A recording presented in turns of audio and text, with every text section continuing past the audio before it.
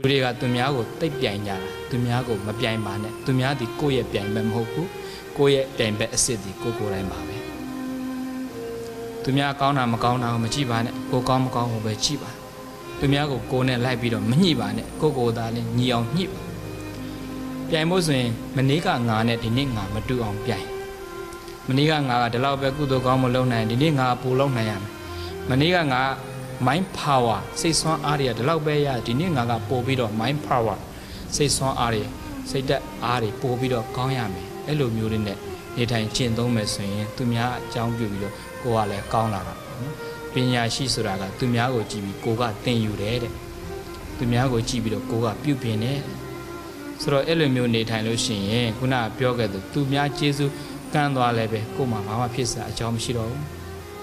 သူများကကိုကောင်းရင်တန်သူမကောင်းမဆိုလဲပဲအဲ့ဒါသူ့အကြောင်းနဲ့သူ့အကျိုးဆိုတာတည်သွားတော့သူ့အကျိုးဟာကိုယ်အဆိုးမဖြစ်တော့ဘူးပေါ့အဓိကက